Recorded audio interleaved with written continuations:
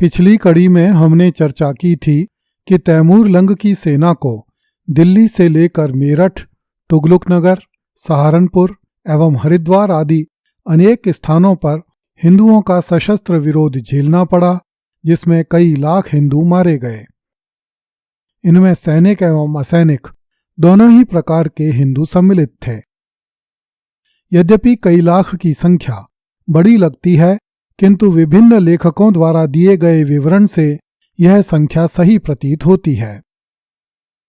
15 जनवरी 1399 को तैमूर की सेना ने शिवालिक के पहाड़ी क्षेत्र में प्रवेश किया। इस पहाड़ी प्रदेश में सर्वप्रथम राय बहरोज ने मुस्लिम सेना का प्रतिरोध किया। कुछ ग्रंथों में बहरोज का नाम ब्रह्मदेव मिलता है। वह आसंती देव वंश का शासक था, जो कि कुमायूं पर्वतीय क्षेत्र के प्राचीन कत्यूरी वंश की एक शाखा थी।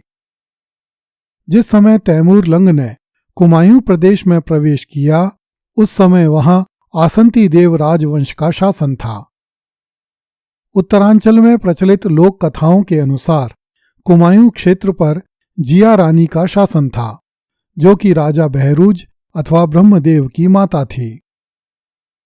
जिया रानी के बचपन का नाम मोला देवी था। वह हरिद्वार के पुंढीर राजा अमरदेव की पुत्री थी तथा उसका विवाह कुमायूं के राजा पृथ्वीपाल से हुआ था। जिया रानी स्वयं युद्ध क्षेत्र में रहकर युद्ध किया करती थी। कुमायूं में मिलने वाली लोक कथाओं के अनुसार उसने रानी बाग में तैमूर लंग की सेना से मुकाबला किया, जिसमें जिया रानी विजयी रही। तैमूर लंग एवं हिंदुओं के बीच हुए युद्धों का वर्णन मुल्फुजाते तोमूरी नामक ग्रंथ में भी मिलता है। कुमायूं में प्रचलित लोक कथा में उपलब्ध विवरण तथा मुल्फुजाते तोमूरी नामक ग्रंथ में उपलब्ध विवरण में पर्याप्त अंतर है। यद्यपि कुछ लोग अबू तालिब हुसैनी को मुल्फुजाते तोमूरी का लेखक मानते हैं, किंतु इस ग्रंथ को आत्मकथा की शैली में लिखा गया है, जिसमें दिए गए तथ्यों के आधार पर ऐसा लगता है कि इस ग्रंथ का मूल लेखक तैमूर लंग स्वयं था। यह ठीक वैसा ही ग्रंथ प्रतीत होता है जैसा कि बाबर द्वारा लिखित तुजु के बाबरी अथवा बाबरनामा। मुल्फुजाते तोमूरी के अनुसार राय बहरोज अर्थात राजा ब्रह्मदेव के पास बड़ी सेना थी। इस क्षेत्र में ऊंची, तंग तथा दृढ़ घाटियां थीं। इसलिए वह पहाड़ों के राजाओं में सबसे ऊंचा ही नहीं, अपितु हिंदुस्तान के अनेक राजाओं में बड़ा माना जाता था।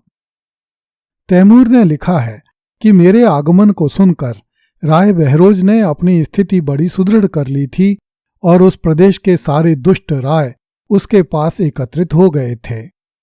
इन आदमियों को अपने सैनिकों, घाटियों एवं स्थानों का बड़ा अभिमान था।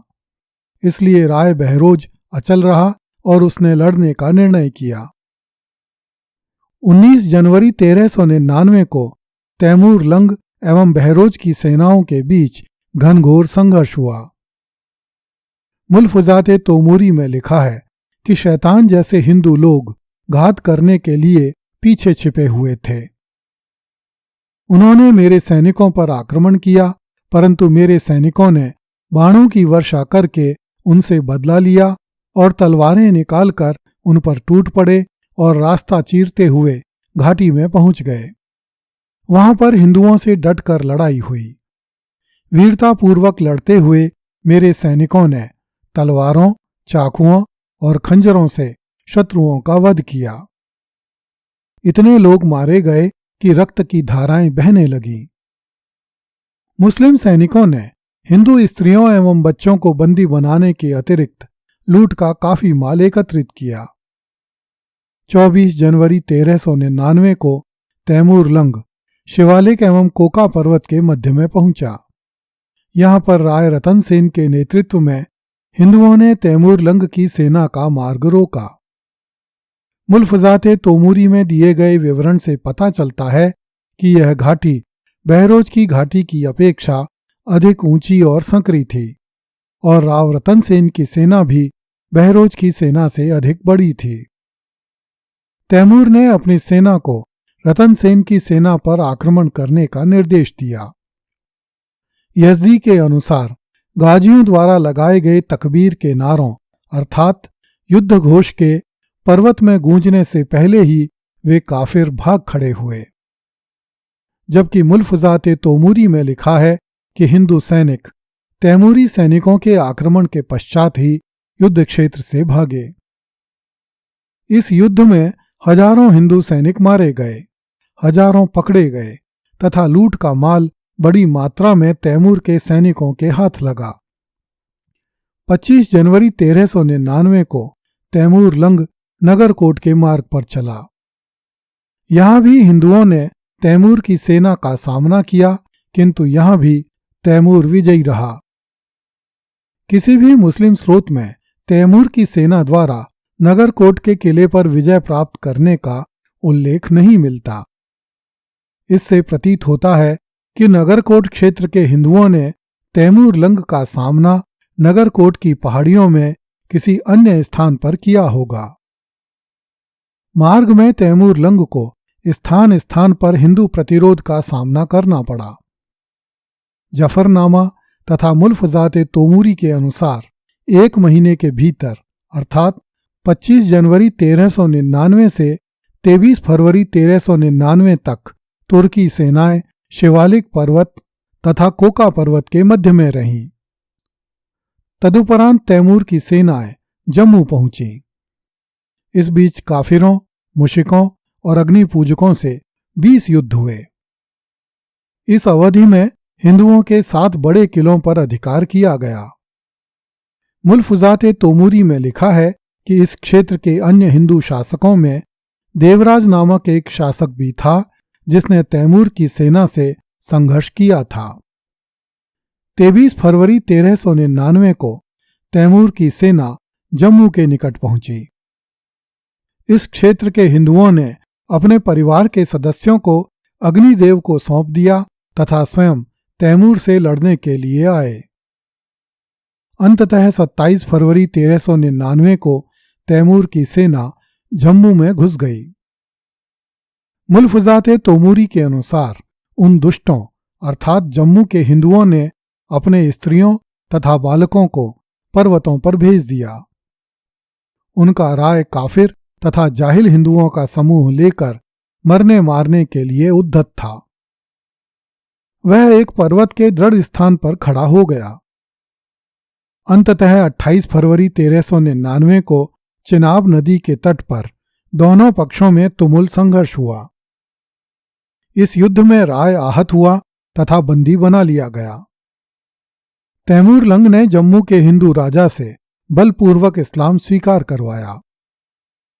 2 मार्च 1399 तक तैमूर जम्मू में रहा। 3 मार्च को वह चिनाब नदी पार करके सिंधु की तरफ चला गया। स्वदेश जाने से पूर्व उसने खिज्र खां सैयद को मुल्तान तथा दीपालपुर का गवर्नर बना दिया। इस प्रकार भारत के काफिरों को मारकर, उन्हें मुसलमान बनाकर, उनकी औरतों और बच्चों को गुलाम बनाकर, उनकी धन संपत्ति को लूटकर 19 मार्च 1399 को तैमूर ने सिंधु नदी पार कर ली तथा अपने देश समरकंद चला गया। बहुत से लोगों का मानना है कि तैमूर लंग को हरिद्वार से लेकर शिवालिक की पहाड़ियों के बीच स्थानीय हिंदू शक्तियों ने परास्त किया, किंतु यह बात पूर्णतः सही प्रतीत नहीं होती।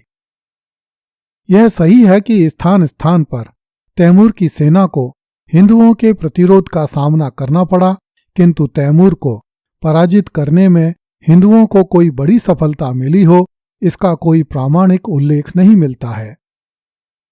मनोवैज्ञानिक दृष्टिकोण से हिंदुओं को तैमूर के विरुद्ध सफलता का मिलना उतना महत्वपूर्ण नहीं था, जितना कि हिंदुओं द्वारा अपना मनोबल ऊंचा बनाए रखकर मातृभूमि की स्वतंत्रता के लिए स्वयं को प्रस्तुत करना। स्वाभिमान की कसौटी पर दिल्ली से लेकर जम्मू तक के हिंदू पूरी तरह खरे उतरे थे। तैमूर लंग तो भारत से चला गया, किंतु अपने पीछे बर्बादी के गहरे घाव छोड़ गया। उसके अभियान में दो विलक्षण बातें हुईं। पहली तो यह कि उत्तर भारत के हजारों हिंदुओं ने पहली बार बिना किसी राजा के नेतृत्व के स्वयं को अपनी इच्छा से युद्ध के लिए समर्पित किया। दूसरी विलक्षण बात यह हुई कि तैमूर ने दिल्ली सल्तनत की कमर तोड़ दी, जिसके कारण अब उत्तर भारत के हिंदू राजा अपने स्वतंत्र राज्यों की स्थापना के लिए नए सिरे से प्रयास आरंभ कर सकते थे। अगली कड़ी में देखिए, तैमूर लंग के विध्वंस के बाद लोग एक दूसरे से आंख नहीं मिलाते थे। कृपया इस चैनल को लाइक, सब्सक्राइब एवं शेयर करें। धन्यवाद।